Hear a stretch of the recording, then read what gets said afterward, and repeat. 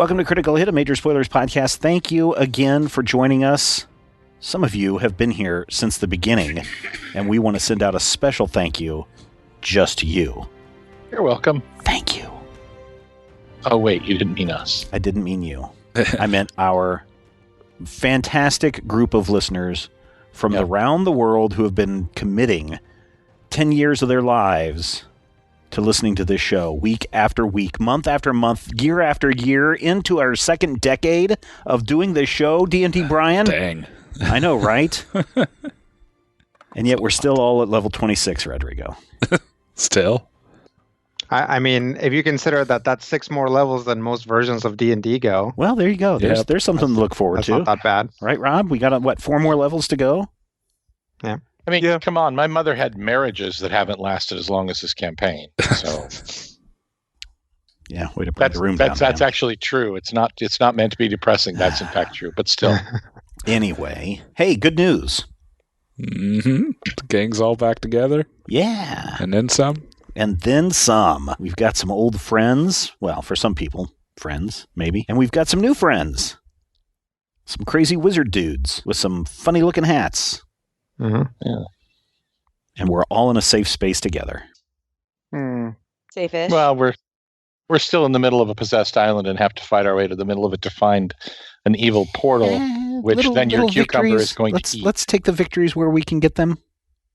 That's true. I mean, we're not dead, which is what I thought we were at the end of the previous round. I didn't figure we were dead, but I really thought that there was going to be a lot of skills challenges and battles, and I don't know what the heck that thing was that was chained to the middle of the room, but thank goodness we didn't have to fight it. Too bad we didn't free it. It probably would still try to kill us.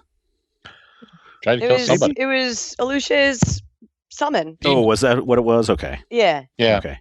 Yeah, it was the same thing he used back when we were fighting the salamander coil. Ah, all right. That's why I asked if that was a demon who was a friend of mine, but clearly not a friend. No, he's upgraded it. This demon was bigger than the last one. So this is a different demon. Yeah, it's an epic level demon. Different demon, same chain is what it was. Yep. I recognize the chain. Well, then let's get on with this adventure and see what happens next, shall we? All righty. Yes. What happened last time? On Critical Hit. On Critical Hit. Well, There was we a were prison all break. captured and we were able to break out of prison and get all of our stuff back. There was a couple prison breaks. Yeah. There was simultaneous Also, prison clearly breaks. it wasn't Mr. Freeze, but it was Captain Cold because, prison break plus also ice powers. Nice one, Sam. Very good. Hey. Deep cut there for Thanks. Flash fans. Hey, by the way, Matthew and I do a Flash podcast over at patreon.com/major spoilers. If you watch that CW show and want our thoughts on that, head over to patreon.com/major spoilers. Or if you just want to hear my Wentworth Miller impersonation. This season is very bad. And we talk about it over at you can hear Matthew and Steven patreon.com/major talk about spoilers. Yep. Heck, why even watch the show? Just get your info from Matthew and Steven. Yeah, that's probably more entertaining than this yeah. season. So that's true enough with some things. Wow. I have hopes for this season post-crisis. I mean, pretty much anything see. Matthew reviews for Why Do You Hate Me? Yes, don't forget Matthew's Why Do You Hate Me? Yeah. The worst comics in the world and one angry fat man. Who will come out alive? No one's entirely sure. And since we're still talking to Patreon, don't forget character sheets. Want to find out how 26. Want to find out how Randus is built right now? Patreon.com/major spoilers. We now return you to your regularly scheduled game. Actually. So that's what happened last time, Rodrigo. On Critical Hit. Yes. Critical Hit is brought to you by the support of listeners like you. And the letter E. Yeah. And the number 20. Yes. So call in now. Sakar and Seven Elves Wise had been captured. And then they were busted free by another contingent, just as Little Sparkle, Dalin, and Randos were getting ready to bust them free. And now they find themselves in a warehouse with a bunch of, with at least one wizard and a bunch of other people wearing robes, as well as, Alushe, who is a Kenku, is wearing some leather armor, and he's the same type of Kenku as a little Sparkle. So he's more of an Ibis type Kenku than a Raven type Kenku. And Fangs for Foes, who is a Gnoll. And for those of you that are new here, what a Gnoll is a very large humanoid with the head of a hyena, covered in fur and, very scary and ferocious looking. So once you guys make it into the warehouse, everybody moves to a what appears to be some sort of cellar or storage type area. They open a big metal kind of hatch and start climbing down. We will follow. Yeah. And then once you are all down there, they close the hatch behind you. And now you are all in some sort of tunnel. There is some amount of like hay and or grain scattered around the tunnel, which you can see because Melaphon, who is the wizard that you guys ran into, has a sun rod, which he activates while you're down there, and he kind of leads. And nobody's running anymore. Everybody's just kind of like walking down this tunnel. Okay, so we know Alushe. What about and Melaphon? We've met you. Mm-hmm. Who are you besides just resistance? Well, we are the Magocracy. The Magocracy? The Magocracy. Mages that used to. Did you previously rule here? I mean, we were part of the ruling class. Knowledge is very important here. So obviously, mages would have a higher concentration of knowledge. So very frequently, we were in charge of things. So, what happened? Did Theen just side with Asmodeus? Well, we don't think so, because nobody's seen her. I didn't see any damage to the city. Was she gone when he arrived, or? Well, no. She allowed Asmodeus' troops to enter the city. Why? Well, she didn't want to fight, I guess. So as not to damage any of the knowledge contained within. That's what I thought, but... That and presumably the people. There are really not a lot of soldiers in the Sage's Rectory, so we didn't have the ability to repel an invasion.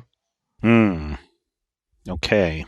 I don't know if you've noticed, but we don't really have like walls and keeps. Yes. Fair. Well, just so you know, we're here to take down that pillar. So the faster we can get to the pillar, the faster we can complete our mission and maybe get your city back to you. Well, that sounds great. But we'll see how that works. It's always a but. What can you tell us about the situation here? Well, so when Theen surrendered the city, the Asmodeans moved the majority of the population to specific areas in the city. Obviously, took away most of our means of fighting back, which mostly meant, holy symbols and wands and things like that. Books with spells in them, that kind of thing. And they pretty much control the center of the city and have a lot of, or the center of the island, and have enough of a presence in most of the docks that it's difficult for help to get in. That end, at any given point, there are between 10 and 50 warships around. So it's it doesn't look great. Yeah, that's rough. And then on top of that, They have figured out a way to use. I don't know if you were aware of this, but Theen used strange mystical frequencies to communicate.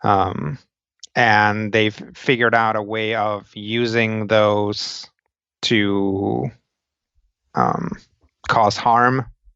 Essentially, there are places around these towers that they've put up. You'll see them eventually. And if you get too close, it kind of scrambles your brain. That sounds unpleasant.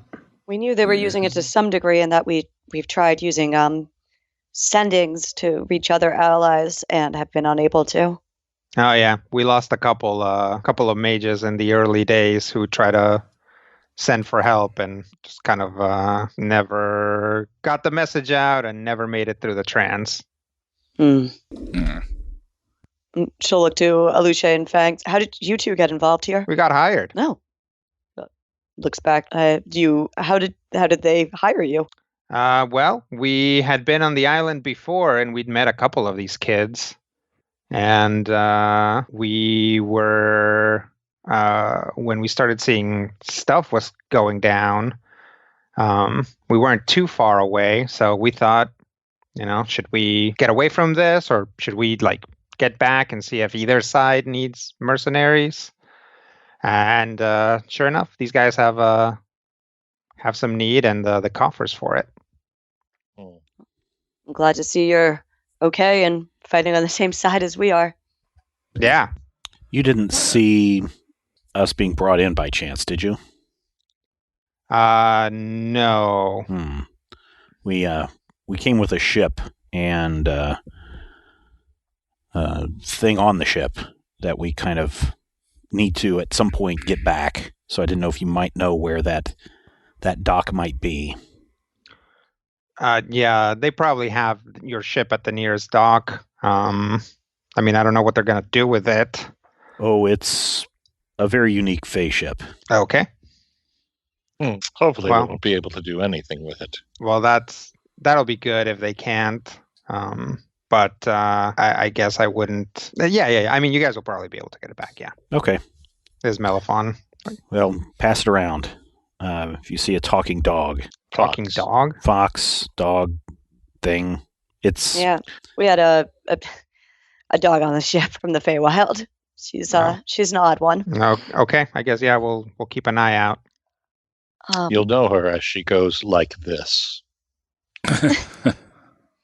Oh, okay. I guess, did you have any other operations planned? There's the big one, which we always have planned but haven't been able to execute, which is to figure out a way to shut down the towers up the hill and get into Theen's palace so we can figure out if we need to free her or she's dead or what. And those are the towers that are weaponizing the frequency? Yeah. Well, if you have a plan for it, there's 5 more of us now. He nods, and Aluche kind of grins and says, well, it's not really them who have a plan for it. And Melaphon looks back and he's like, it's our plan too. And he kind of waves the sun rod at him. We're all working together. And what is the plan? You guys arrive at where you're going, which involves you guys climbing up basically a ladder that is just kind of like rungs built into the wall. You climb up and very quickly can look around and see the following things. First off, there's a bunch more wizard-looking people in here. Altogether, you count about 30 robes. They are going about various business, but they all kind of stop to look at you guys when you do, or when you arrive. This is another type of warehouse, but very clearly some sort of grain type warehouse, as there is in fact some just bags of grain around. Some of you, well, I don't know whom potentially Sakar and maybe Seven Owls, given the upbringing, can recognize that this warehouse probably attaches to a grain elevator. Okay. Makes sense. And when Meliphon climbs out, he's like, "Success!" And everybody cheers. And the recovered wizards are taken to be treated and to get some rest. Yeah, So- boy, that went a lot better than expected. Well.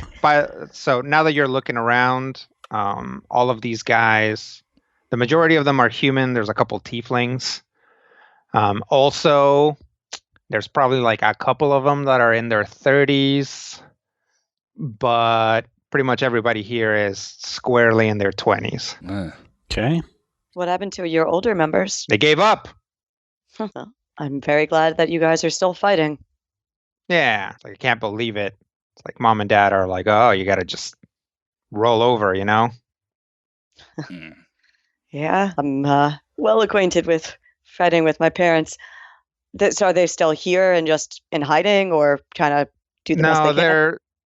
They're in, I don't know what you'd call it. Like, they're living, but they're like, we're occupied. So, you know, Sure. they're still doing stuff and going home and probably paying obscene amounts for like 4 ounces of brandy. Sounds about like life under the coil. So tell us about this plan then. We would love to help make a difference. Well, so the plan is that so the towers. Okay, so there's this thing that happens, and you guys see like a door that's pretty far away, like basically on the opposite side of where you guys came up. And the door opens, and another this time a lady wizard pokes her head out and looks right at Meliphon and like motions for him to get in there. And he's like, "Oh, well, why don't I just show you?" Okay. And he leads you into that door. And like next to that door is basically another door that goes in, but it's like a giant set of metal double doors that probably slide. So you guys walk through the like normal person door and find yourselves in a huge cylindrical structure, which, you know, again, for the ones that I pointed out, it's like, yes, this is clearly the grain elevator. But instead of a bunch of grain, there is a big, shiny tower. Like, not the sort of tower that you can walk into and sleep in. It's like a radio tower, basically. And it's almost, you know, just shy of the whole length of the grain elevator. And there is a console over by it, and this lady, when she comes by, starts messing with the knobs, and you guys hear like a radio frequency, like he's like, this is what I'm talking about. Did you hear something come in? It's like, yeah. So she's like messing with it, and like, and you guys hear this like very mechanical voice. Excuse me. You hear this very mechanical voice go, attention, attention, attention, incoming transmission. Attention, attention, attention, incoming transmission from the voice. And there's another kind of like staticky sound, and says, there's a voice that is very distorted. Just sounds like very metallic, and like the lows are really cut, and the highs sound like really tinny and weird.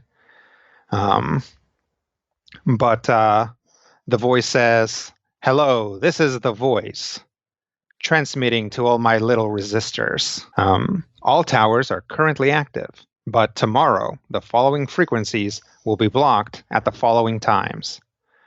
And you guys just see like Melaphon and this other wizard like dive for some like parchment and like a piece of like crayon, and they like, you know, it cuts back to like the deep robotic voice and says like, Tower A1, like such and such a time. Tower B2, such and such a time. You know, that kind of thing.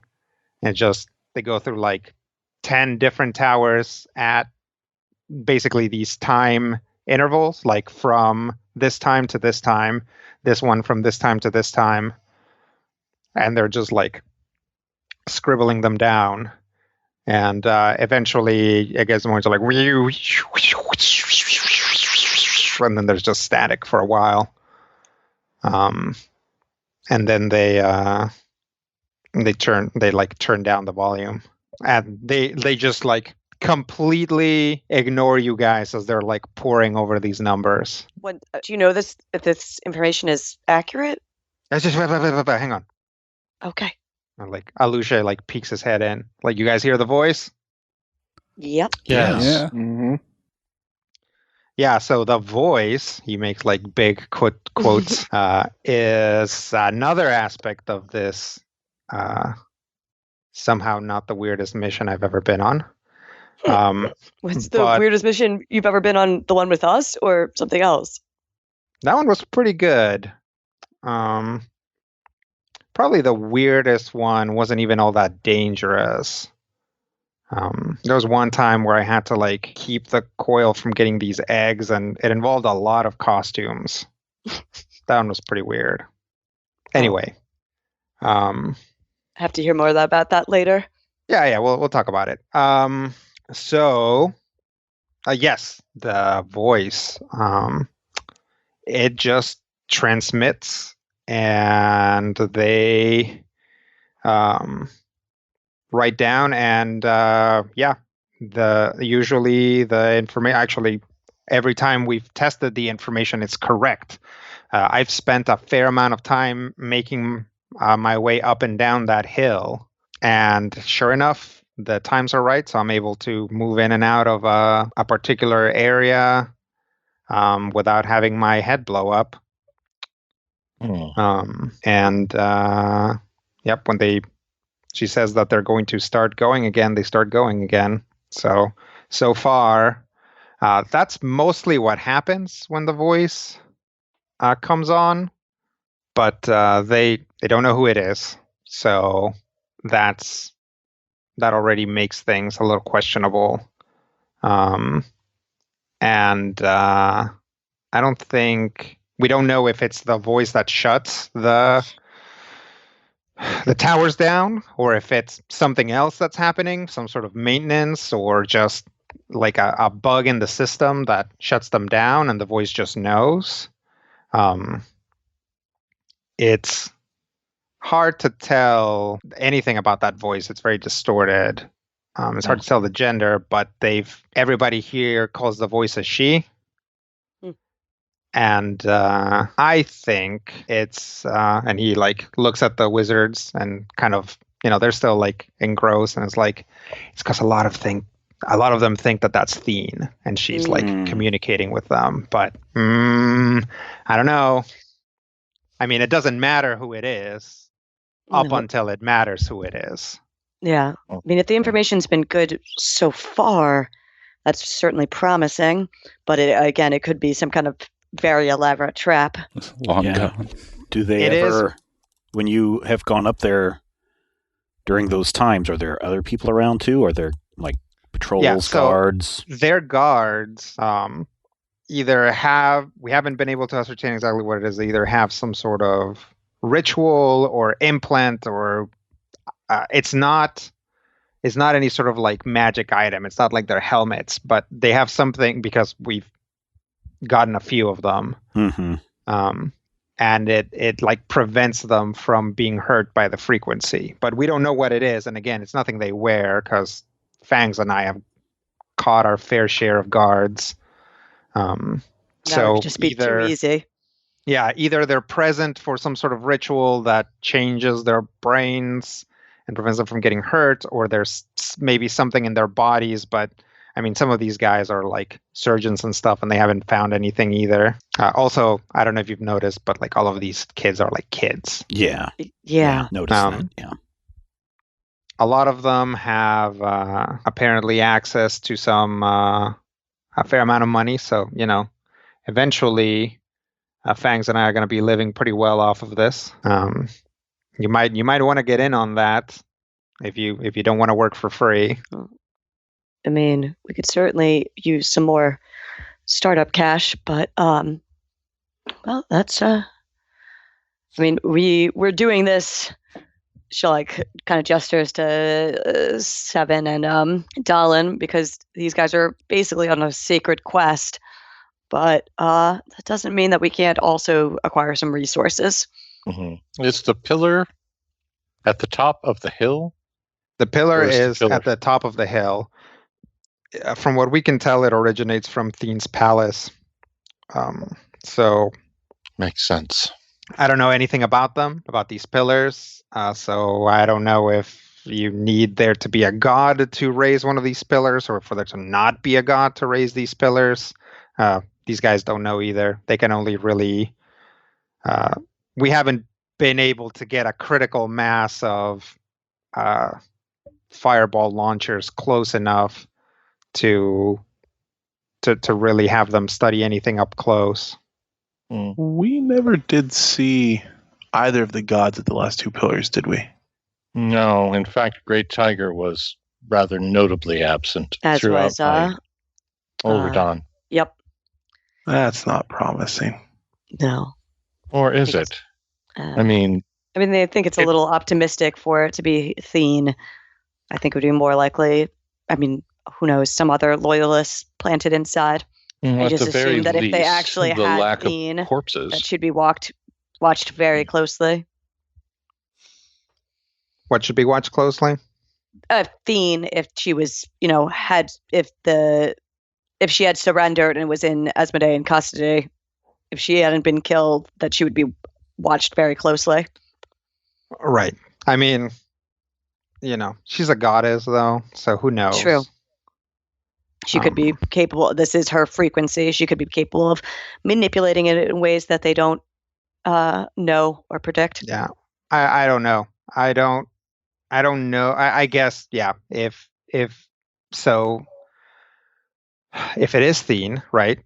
It's just sit here and spin our wheels. If it is Theen, then she's not claiming to be Theen, because there's a possibility that the Asmodeans can hear this as well. Mm-hmm. Right? Mm-hmm. Because if she thought that they couldn't, she would just say, "Hey, everybody, it's me, Theen, come help me."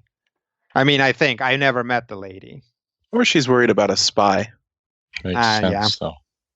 We can't trust it, but I think we'll have to take all due precautions anyways in terms of making this assault.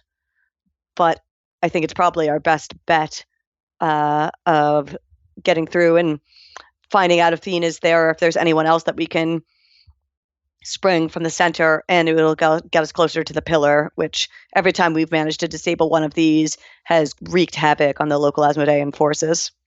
Exactly. Right. Theen may actually be a secondary concern if we can get one of the gourds to the pillar. Well, there you go. I don't know. This is all pretty weird stuff. It's all kind of brand new to me. So I'm I don't know. We just have what intelligence we've gathered from the ground. All of this, like, what happens when you put a god in this kind of box stuff? It just all seems like wild speculation, and these guys like to speculate. Yeah. I mean, I think honestly, I think most of these kids had never actually hurled a fireball before this all happened. I think they were all just like theorists. Oh, most of them are probably still in school. I mean, war makes a lot of theoretical things into practical things. Yeah. Magic is all about theory. So anyway, you should just let them spin those numbers for a while, and we'll get you something to eat. Oh, thanks. Good. You can fill us up on what you've been up to the last few months. Yep, sure. And you guys all get like basically a bowl of oatmeal, and he like kind of like when you guys all sit down, it's like him and Fang sit down with you guys, and he kind of like toasts with the oatmeal bowl. He's like, to grain. To grain. To grain. To grain. Grain. And just starts eating. Like, so let's see, what have we been up to? And like Fang's like shrugs. I was like, mostly we've been busting resistance members out when they get caught somewhere. Like, yeah, this one was a bad one because like 5 of them got caught trying to get at some books. He looks at Fangs and says, what have we been up to? And he's like, oh, well, been busting a lot of these guys out when they get caught. Like, yeah, there was a big one. Like 5 of like those 5 got caught just trying to get some books that presumably had some spells in them, but they didn't even get the books. They got caught. And usually we're able to get them back. We're able to like jump the actual guards that got them, but this time they were just too far away. We just couldn't get them until they got them to that little converted prison. Which is just as well, I guess. Yeah. Yeah. It was a happy coincidence that we also got met with some resistance on the way in. I guess they knew who we were. Maybe they got reports of our ship being at other islands where we were assaulting the Asmodeans. Yeah. So, I mean, that and scouting around up and down the hill, checking in on these kids' parents every once in a while. So all in the contract, I guess. Fair enough. You basically been working this contract since, like, for the last, I don't know, since the Asmodeus started taking islands. Yeah. I mean, we didn't get back here until everything was already set. The pillar was up, the towers were up, and when we got back, we we just walked in through the front door and wanted to see if if Asmodeus's people wanted or were willing to pay. They weren't, because they had everything in hand. So then we went and we found these kids, and they were willing to pay. They've got actually a fair amount of money. So we joined the resistance. All right. Well, lucky us that Asmodeus couldn't pay you, or it wouldn't pay you. Yeah, no, that would have been very annoying. Let's see what else. Yeah, so these kids, they got a lot of like vim, I guess, to them. They really want to kick this occupation. So they're not always making the best decisions. They're a little bit brash. So, and we used to like him and Fangs like keep kind of like looking over at each other to like she nods a lot of the time. So, they're not really paying us to like strategize, but we've kind of had to, because if they all get caught, then there goes our paycheck. So a lot of the time they'll start making plans, and we'll have to be like, well, actually, that's just going to get you all killed. Why don't you do it this way instead? Or why don't you let me go out and scout first? Or no, this is not a problem that can be fixed by everybody casting 14 cones of cold at the same time. I mean, don't get me wrong. It's useful in specific situations, but it's not a cure-all. So it sounds like there's a lot of them making sure that they think that your ideas are their ideas. Oh, definitely a lot of that. Especially because they kind of see themselves as the smart. They all think they're the smartest kid in the room. So it's not hard. Wizards. Yeah. I mean, if they don't have their smarts, what do they have, right? Especially now, they don't even have their homes and their families. Sure. It's like all they have is their spells and whatever else they were studying, like, I don't know, architecture. It seems like their heart's in the right place. I'm glad that you've kept them alive and mostly out of prison. As much as I could. I mean, we have lost a few, but sure. Part of the so this whole situation is really strange. So the biggest thing that we have going for us is, or rather, here are some of the advantages we have. One, we have a huge amount of wizards, which means we actually have a huge amount of firepower. They all know the city pretty well. We've been able to scout it. Obviously, information from the voice always seems to be right. And this whole island is not in any way meant to be defended. Like, there's no place to make a barricade that's not one building. There's just no particularly good strategic position. So the Asmodeans have invested a lot of troop power into it, and they're barely covering it. So right now, that's an advantage. The flip side of that is if these guys ever do take over, I don't know how they'd be able to repel a second invasion. Right now it's working for us because we're not the ones in power, but if they get into power, I don't know what they're going to do. The flip side of not having any place that's barricadable means that we also can't do it. There's not a lot of good places to go to ground or a lot of good places to mount a or to like get to mount a proper assault, because you'll get spotted. Everything's just open and like gardens and quads and like small statues in the center of a fountain, so we're kind of dealing with the same thing. Obviously the towers are a problem, and even though it's not literal fire like these guys, like I said, when the Asmodeans can muster, they have an immense amount of troops here.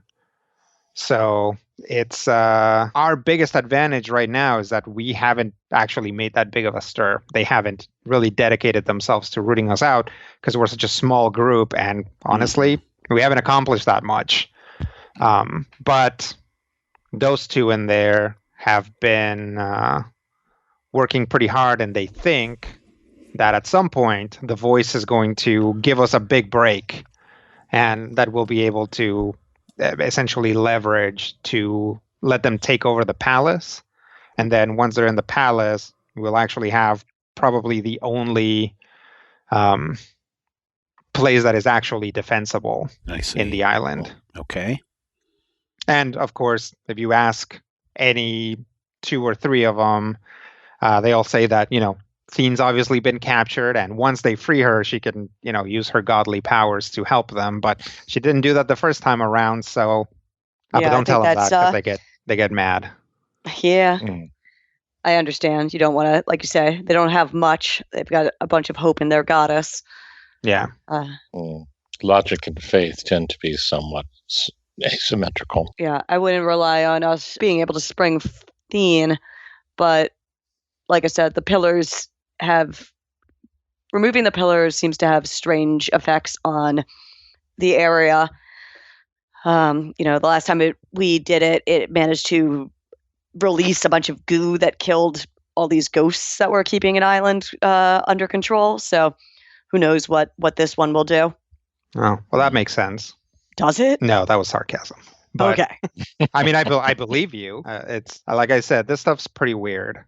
Yeah. And it's not the sort of weird that I'm used to. Yeah, or I'm used to. Yeah. So one aspect that is the sort of weird that I am used to are all these towers, because they're mostly mechanical. Yeah. So that has made things a little bit easier. It's like, they at least didn't have to explain like frequencies and stuff like that to me. Yeah.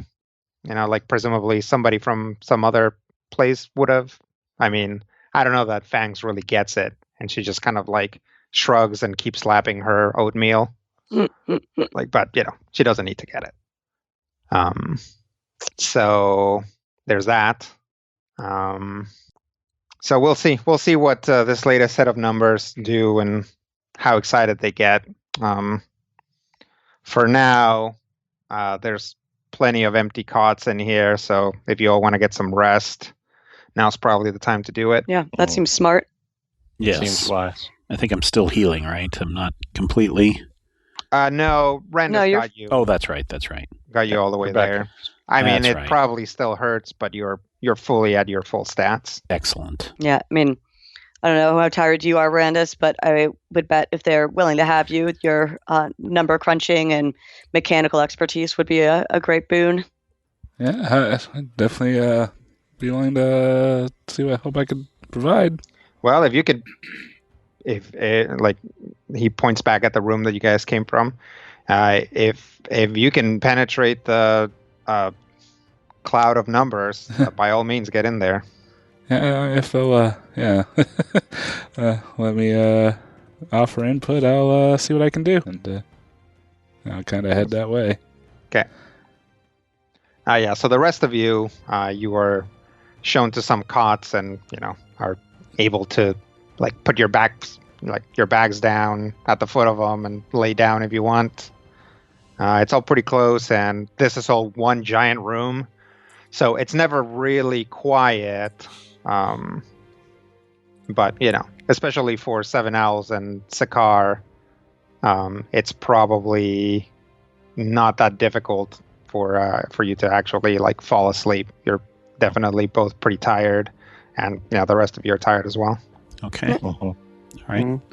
Get some rest. Yeah, I think we'll get some rest, and how about we just go ahead and take a break right there this week in the action, and everybody can get some rest. I know some of you stay up late, so you can get this episode as it arrives, hot off your podcast feed. Your magical presses, if you will. Yes, your magical presses. But yeah, go get some sleep. It's okay. Or if you're at work, don't go to sleep because we don't want you to get fired. But we do want to make sure that all of your future dice rolls are critical hits.